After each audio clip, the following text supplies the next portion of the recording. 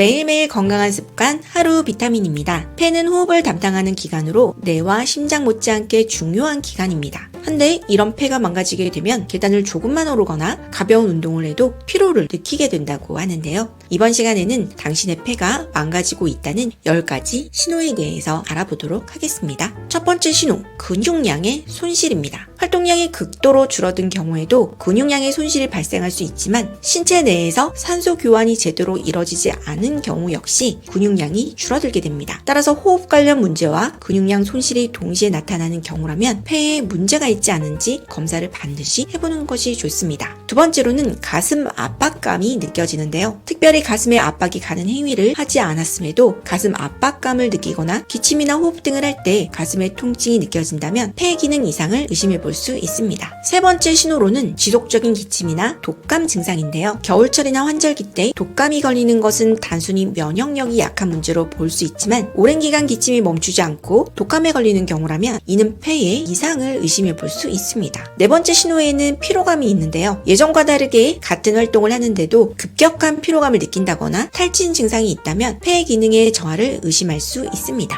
다섯 번째 증상으로는 천명이 있습니다. 코감기나 특별한 다른 증상이 없음에도 호흡 시 쌕쌕거리는 소리가 난다면 이는 폐가 망가지고 있다는 경고 신호로 볼 수 있습니다. 여섯 번째 신호에는 숨가쁨 증상이 있습니다. 일반적으로 호흡은 자연스러운 행위이기 때문에 특별히 의식을 하지 않고도 전혀 문제를 느끼지 않는 것이 정상입니다. 하지만 특별한 실제 활동을 하지 않았음에도 호흡이 어려운 경우라면 폐 기능의 저하를 의심해 볼 수 있습니다. 일곱 번째 증상에는 객담이 있는데요. 기도에서 침과 가래가 섞인 객담 증상이 흡연자가 아님에도 있다면 폐 기능의 저하를 의심해 볼 수가 있습니다. 여덟 번째 증상에는 식욕의 저하인데요. 폐의 기능이 저하하게 되어 제대로 작동하지 않게 되면 식욕이 줄어들게 될 수 있습니다. 아홉 번째 증상으로는 원인 모를 열이 발생하는 경우인데요. 몸에 문제가 있을 경우 자연스러운 신체 방어의 형태로 열이 날 수가 있습니다. 하지만 감기 등의 특별한 문제가 없음에도 몸에 열이 발생하는 경우라면 폐 기능의 저하를 의심해 볼 수 있습니다. 열 번째 증상에는 각혈이 있는데요. 각혈은 보통 폐색전이나 결핵 등의 심각한 질병으로 인해서 유발되게 됩니다. 만약 이런 증상을 겪고 있다면 즉시 전문가와 상담해 볼 필요가 있습니다. 오늘은 여기까지 폐가 안 좋을 때 나타나는 10가지 증상에 대해서 한번 알아보았는데요. 오늘 내용 유익하셨나요? 구독과 좋아요, 알림 설정 잊지 마시고 지금 바로 꼭꼭 눌러주시고요. 저는 다음 시간에도 더 알차고 유익한 내용으로 다시 여러분과 만나 뵙도록 하겠습니다. 시청 감사합니다.